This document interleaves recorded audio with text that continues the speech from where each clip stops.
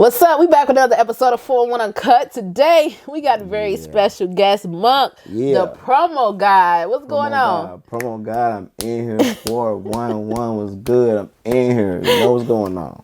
How you doing, man? I'm doing great, man. I'm doing so good right now. It's up. It's up. It's up. Well, look, I can tell you are always busy. You're a busy guy. You're a guy that you see around the city a lot, doing a lot of things. And now you've been, and this is not just in the city, but outside the city as well. So, Monk, for those who don't know, let them know, who is Monk, the promo guy? Monk, the promo God. I'm a street promoter. I'm wherever you want me to be. Like I'm that guy to go to if you want to get exposure. SAP. ASAP. SAP. That guerrilla marketing. Guerrilla marketing. Them texts and calls come through your phone ASAP as I'm working through the cities. You get to see it firsthand. So I'm hands-on with the people. So that's what we doing. Man, so okay, first thing first, let's talk about like you're from Cincinnati, Ohio. I'm from here. Born and raised. Yes. But let the people know like what part of Cincinnati you from. So I'm from the west side of town. Okay. I did some suburb activity. I did some college chill. So kind of like in between. I did some uptown. So yeah, I mean, so pretty much. But you a city guy. Pretty much. I'm everywhere. Yeah, I'm everywhere. Now, growing up, how was it for you, Monk? Did you grow up in a 2-parent household? Was it just you and your mom, or you and your mom and your dad? I ain't gonna lie. So it's crazy, but I'm the only child. Wow. I'm the only child. So, you know, I got a brother that I recently just found out about, but we rocking. You feel me? He good peoples, but I'm Just on your dad's side. On my dad's side, yes. Okay. Yes. So growing up, was it just you and your mom? It was just me and Mom Dukes. Pops was in the building. Us three rocking. That's pretty much it. Wow. We was rocking. So. For sure. Now, when did music kind of become a part of your life? Sad. My mama, like, she used to play all kind of shit. Like, my mama was exercising, listening to different music and shit like that. So I was already in tune. And she a church lady, so you feel me? I was listening to church, you know what I mean? Definitely into that, so. So what age you say you start kind of messing around with the music? Because before you was Monk the promo guy, you was an artist. Right. So, I can say, my friends really encouraged me to do a lot of music. You know what I mean? They was doing music. And how old were you back then? Oh, I say I was about 17, 18. Okay. 16, 17, 18. And so I was rocking with them. And we was kind of like, it was like 8 of us though. The niggas I was with. It was like 8, 10 of us, and we tried to do we was trying to pass off the 3 6 Mafia thing. Okay, yeah. So that was successful. It was like 8 of us, 8 of us on the track. You know what I mean? I remember just getting 8 bars or 6. You know what I mean? So we did that. And then we did that for a little while, and then we got a little buzz. Okay. We got a little buzz. You had a buzz in the city. We had a little buzz, man. I think the group was called the Bodie Click. Okay. BHBR. Was y'all performing places and stuff we like was performing. We got some songs played. This was around the time Motion. I remember us getting a spin at Motions one time. Okay. And so we was doing some things. I was with a label down in the top lot, down on Lynn, called on Impact Entertainment. Okay. It was ran by a dude named Dante Payne, and the artist off of that was World. You know what I mean? The first one to go, and that's kind of how it transition.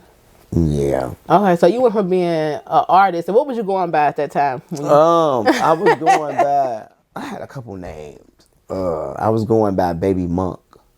Okay. You know what I mean? And so you was Baby Monk at this time. I was Baby Monk at this time. And this when you was an artist. And I was an artist. So you had a person who was part of your entourage, who was part of your group, who ended up kind of taking off, this artist named World. Yeah. And you ended up transitioning into being that promoter. Yeah. So it was like, so this is how it was. So all of us, like I said, the whole group, like all 8 of us, we got down to the label. And we thought we was going to do the rapper, and we did. We was rapping, but when it kind of formed, we became the street team for the label. So when we got there, World was kind of like ready. He was already ready when we got there, and so Dante, the CEO. He was real. He was already ready on the promo side. He was already ready. He was working with a lady named Judy Jones when I got there. Wow. When we got there. And what was Judy Jones? She's a legend here in the city. But for the people that don't know, what was Judy Jones doing for him at this time? She was just basically flooding him with the promo. He was already me, if you want to say, like, you know, he was kind of like doing the flyers, the posters, getting them around, stuff like that. So that's how. And then when I came in the situation, they like, oh God, that's on. Like, we got a motherfucker that's about to be out here.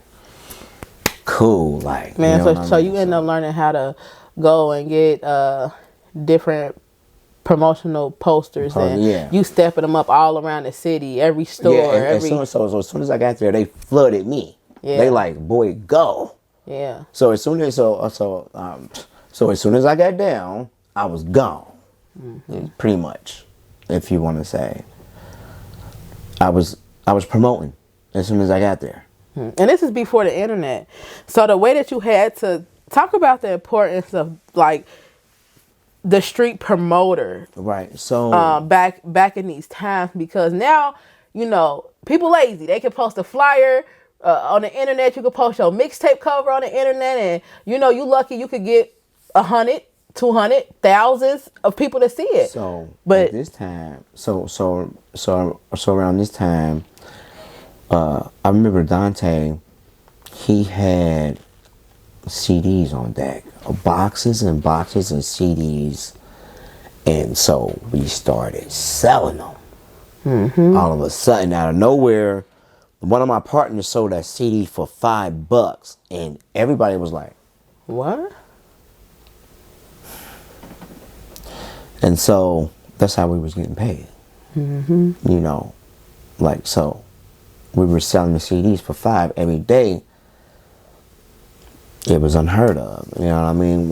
I want to say that we was the first people doing it like that, because with the promo, I remember Dante. I remember him making the actual billboard, and I remember him having 4x4s, like the sticks. I remember him stapling. I think he was hammering with the nails. And we were like going down Vine by the Kroger.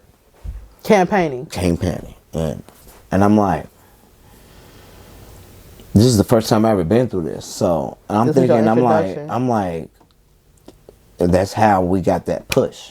You know what I mean? And so you learned at this time, you was learning like what street marketing was. As soon as I touched down. I mean, as soon as I touched down, I was like 17, 18. Man. That was it. And it changed your life. It changed my life. That was it. And you really became known as the guy in Cincinnati to hit up. I've even personally hit you up for Yeah, certain for sure. things. Respect. Club owners, other party promoters. You are the guy that people are calling artists. You know what? Hey, I got these flyers for my event. I need to promote something doing Cincinnati Music Festival, Jazz Fest. I need to promote something. I can remember just this past Jazz Fest. I was booked for all 3 nights. I had a group of like maybe 5 or 6 people. I might have did like altogether. I might have did like $60K in flyers. Wow! In front of the building. You're distributing 60,000 flyers. Yeah, I want to say like 50 or 60. Wow. K. Flyers. How do you do all of this? Do you have a team with you? I have a team. Okay. I have a team of of 8 people, young men and women, and I pay them, and that's it. And y'all get I take them all over around the world with me. Wow. Now tell me some of the cities and markets that street promotion have led you to. I'll be honest. I've been all over the world. Wow. I've been in the game for about 25 years. And I've been all over the world working. So I'm blessed to, I feel like I'm blessed to even be promoting now and youngins. Because I mean, the promotion game has switched up too. So it switched up, but it's almost the same. But it has switched up in a way that I had to switch up. So let's talk about that. Let's talk about, because you were one of the guys in the city that's pressing up CDs left and right. You know, when someone needs, when the artist is dropping, they're like, hey, you know what? Let me get with Monk. I got a new mixtape coming out. I need this pressed up. I need these out. And you were literally, I'm pretty sure, making a killing off this shit. But how did you get into that, to being the guy that was known for getting all these CDs out for everybody? Shoot. I came up with, as I got in the game, I came up with a mixtape series. Okay. It was called Cincinnati Neighborhood Legends. For the people that know me, they know about this mixtape. Right now, I'm at like 35 mixtapes. This was early. I want to say I jumped that off when I left on Impact. And then I jumped into K-Rally. Wow. And we had a studio on Vine Street. For the people that know about the 24-hour store on Vine Street, then they know what's going on. They know. Okay. I don't even have to talk about it. But it started there. And I had a mixtape series. And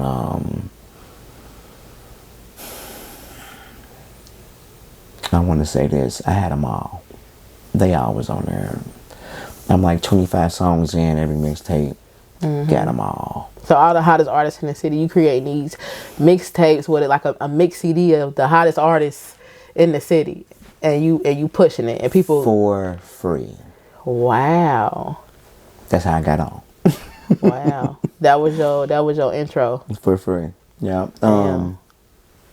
Sometimes you got an intern for the streets, man. Sometimes. Yeah. Sometimes I might pull down on them. They give me. City love me. They give me whatever I want. That's why I love the city. They give me whatever I want. You know what I mean? Whatever I ask for. So that ain't no problem. You know. But the mixtapes was like 25 songs every 30 days. I got something for them. Wow. I'm selling them for $5. They know what's going on. So tell me, what did you do? Because CDs were around for a while, but some people might say a short while because it was like technically a few decades. Nowadays, in this new age, CDs have went. They gone. They gone. They almost gone. They almost gone. Yeah, they about gone. You hand somebody a CD nowadays. I still see CD stands. I wanted to talk to you about that. Yeah. I'll be seeing CD stands still when I'm trying to figure out what's going on. Do they be packed or do they be empty? But it's like, they be having the DVDs over here, then they be having the CDs over here, and I'm like, Yeah. what's going on here? You know what I mean? How did it impact you when the CD did start going away and the MP3 players came about? And how did that affect you? Hurt me bad. Hurt my whole crew. We was at a standstill. But we figured it out. You know. Gotta change with the times. Gotta change with the times. It took us some time though. But we made it through. We just the USB. Just get with the times. Yeah. Just get with the times. Work it out. And figure out how to promote artists that way.